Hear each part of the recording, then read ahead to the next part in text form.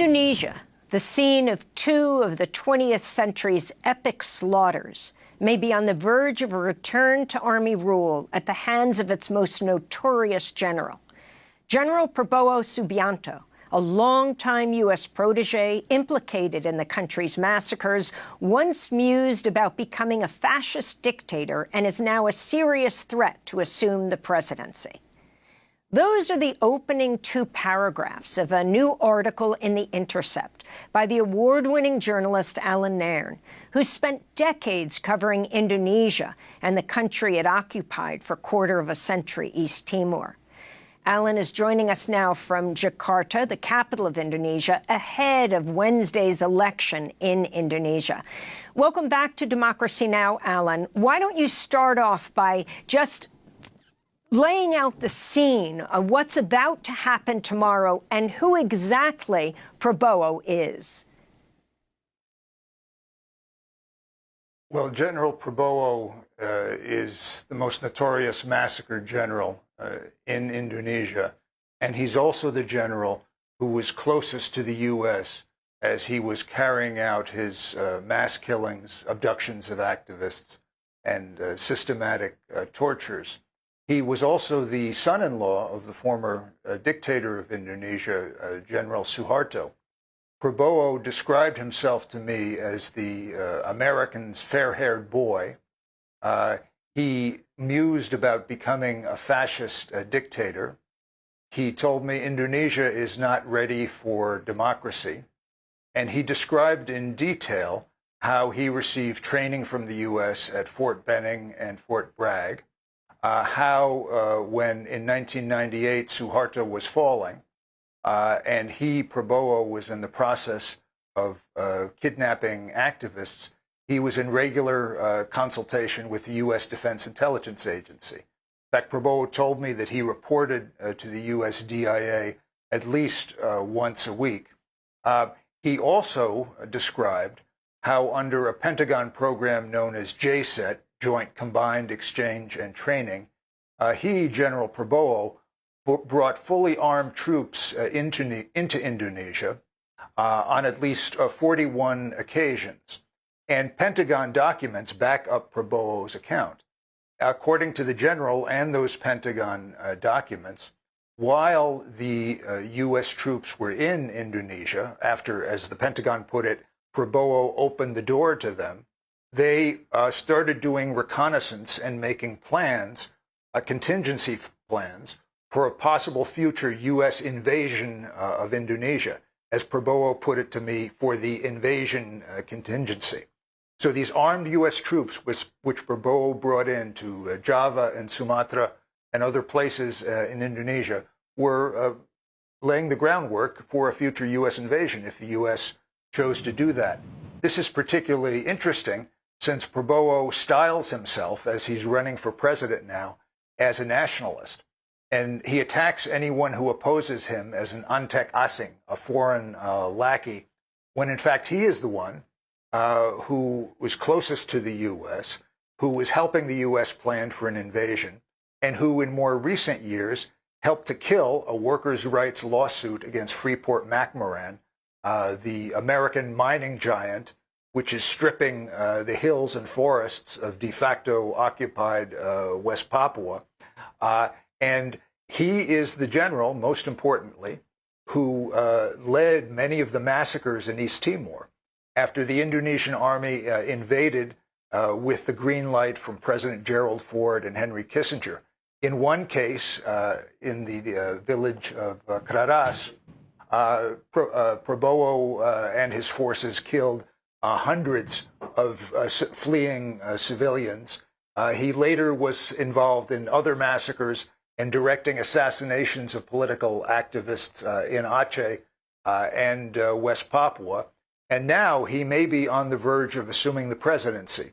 He's tried for many years to seize power. He's tried multiple coup attempts.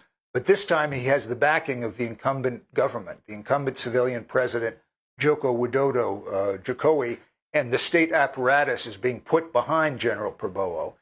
The army and police are going out and intimidating poor people at the neighborhood level.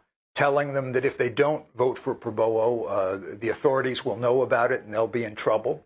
People are being threatened with having poor people are being threatened with having their government rations of rice and cooking oil cut off if they don't vote for Prabowo.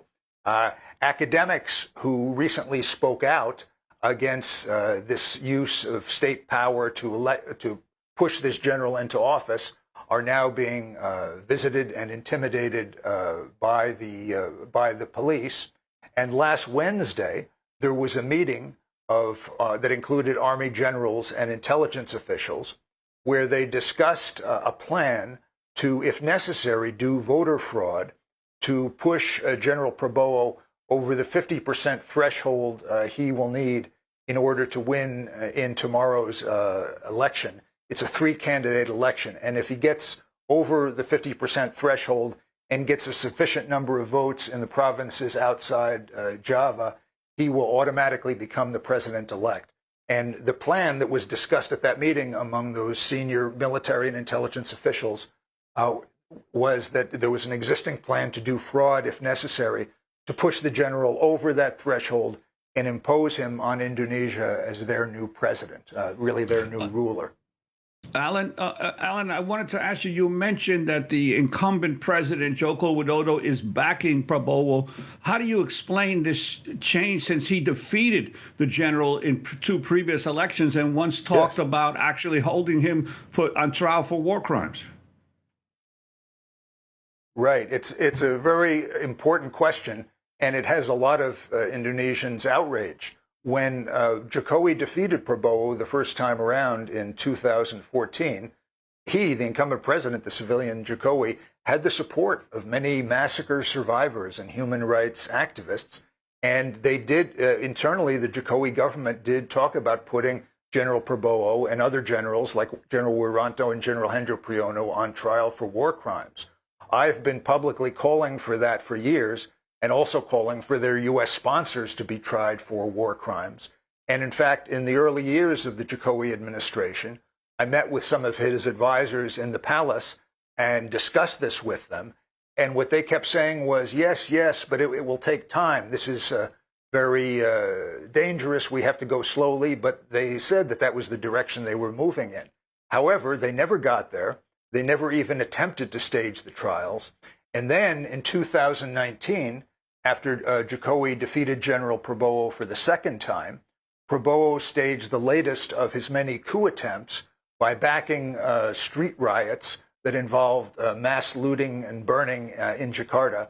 And it was at that point that President Jokowi said enough. He couldn't take it anymore. And according to intermediaries from both sides, from both the Prabowo and the Jokowi side, Jokowi then decided to bring Prabowo into the tent in the hope that if he did that, if he brought him inside the government, that would put an end to the coup threats and the incited street riots. And in fact, it did. He brought Prabowo in. He made him Minister of Defense. And the two then grew close. Their interests coincided.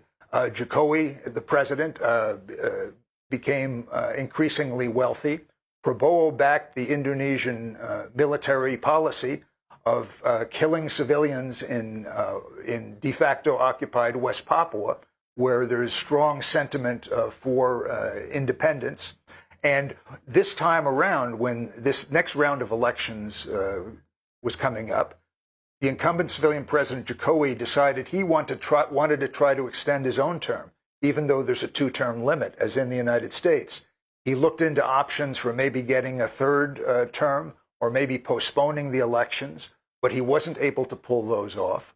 So he made a deal with General Prabowo, with this massacre general, who was responsible for the slaughter of thousands and thousands of civilians across Indonesia and in occupied East Timor. President Jokowi made a deal to back him and use the state apparatus to help install him as president. And Jokowi lent his own son, Gibran, to General Prabowo as his vice presidential running mate. And he did that even though the son of the president is too young to be vice president under Indonesian law. There's an age limit. He's only 36. You have to be a minimum age of 40. But he strong-armed that through the Supreme Court, where the president's brother-in-law was the Chief Justice. He strong-armed it through the Electoral Commission. Official state bodies have already ruled that those two actions were unethical, but it doesn't matter. The current ticket is General Prabowo, the Massacre General, and Gibran, the president's underage son, and the whole state apparatus is being mobilized, on the one hand, to intimidate and threaten the poor with trouble and the cutoff of their food and their cooking oil if they don't vote for Prabowo, and on the other hand, mounting a very sophisticated, very disgusting public relations campaign, which portrays this notorious general as a gamoy, a fat, adorable cartoon character who in videos and in ads can be seen dancing. And to people who are not familiar with the history of the massacres, two of the worst slaughters of the 20th century, the U.S.-backed massacre when the Army first seized power in '65 of anywhere from 400,000 to 1 million civilians, and then the murder of a third of the population by the invading Indonesian army in Timor with U.S. weapons and backing, and not familiar with Prabowo's role in that slaughter in Timor and elsewhere, to those people, because these matters are not discussed in the schools or in the state media. The ads have some impact, and that combined with the intimidation makes him a strong threat to take power in the election. Well, Allan, specifically, you mentioned how Prabowo has sought to rebrand himself. But what of the youth of Indonesia, who now make up 52% of the electorate, those under 40? How have they bought into this narrative? And also, what does it say about a democratic elections that a general with this kind of a record is likely to be victorious in an election? Well, we don't yet know if he's likely, but he's a strong threat to win, because the muscle of the state apparatus is behind him. Part of the reason they to some extent can get away with that, because textbooks and the press are not honest about how the army originally came to power, with the U.S.-backed slaughter in 1965 of anywhere to 400,000 to 1 million civilians, and then the invasion of East Timor with U.S. green light and weapons, where they killed a third of the population, which was the most intensive proportional slaughter since the Nazis. And they're definitely not familiar with General Prabowo's role in Timor and in the Aceh assassinations and in terrorizing civilian population in West Papua. And it's a two-pronged approach that they're using, basically pressuring and coercing the poor with threats to their well-being, because many poor people know they live at the mercy of what's called the aparat, the army and the police, and threats to their food. And then for the middle and upper classes, and especially the young people, this PR campaign that portrays the general as a cuddly cartoon character. And none of it would be possible without the backing of the incumbent civilian president, who basically bowed to Prabowo and the army after Prabowo's 2019 ultimate coup attempt. So by violence, Prabowo brought himself inside the government, and now that government is preparing to attempt, if necessary through fraud, to install him and give him the ultimate power. And he's talking about modifying the way the presidency works, returning to an older draft of the state constitution, which could make him a virtual dictator if he wants to be. Allan, before we wrap up, a couple quick questions. Prabowo is the former son-in-law of the longtime authoritarian leader Suharto, responsible for Indonesia invading East Timor. You and I survived the 1991 massacre there, where Indonesian soldiers, armed, trained, and financed by the United States, opened fire on defenseless Timorese, killing more than 270 of them. They beat you up, fracturing your skull. Talk about how Prabowo's involvement in Timor killings in Indonesia as well. And then his supporting of coups led him to where he is today. I was amazed that he was willing to grant you an interview years ago where he talked about becoming a fascist dictator, and where he stands on everything from ISIS to what's happening today in Gaza. After all, Indonesia has the largest Muslim population in the world.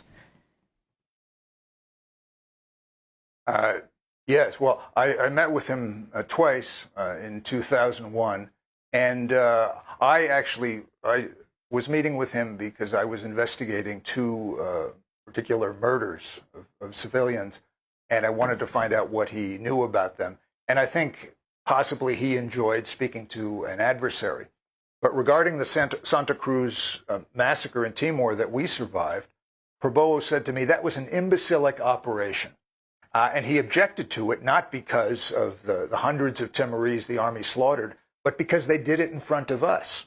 And because they did it in front of us and we survived and were able to report it to the outside world, and other foreign witnesses like Max Stahl were able to do the same, we were able to get the U.S. Congress to, over time, through grassroots action in the United States, cut off for a while the U.S. arms supply to Suharto, which helped to lead to Suharto's downfall, according to Suharto's former security chief, Admiral Sudomo.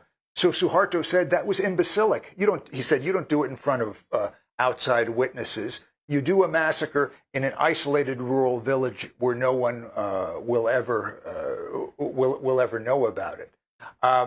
And Prabowo was able to stage his series of coup attempts over the years, in part because he had the support of the Indonesian army, which was in turn backed by the United States. He, in particular, was the Americans' favorite. He described himself as the Americans' fair-haired boy, and he had the support of the Indonesian oligarchy as well. And he certainly has their backing in this election. And with regard to Israel, Prabowo, after he became defense minister, made a special effort to draw Indonesia closer to Israel. The two countries do not have diplomatic relations. The Indonesian population now is outraged by the slaughter, the genocide that Israel is conducting in Gaza. But Prabowo was attempting to bring Israel closer to Indonesia. There was already a covert relationship with Israeli intelligence and with the Israeli military, where intelligence equipment and training was given.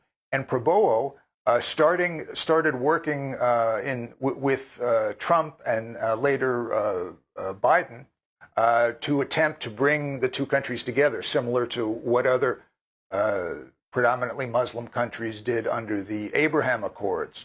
Prabowo met with a senior Israeli security advisor. When this came out, he was forced to retreat from this policy.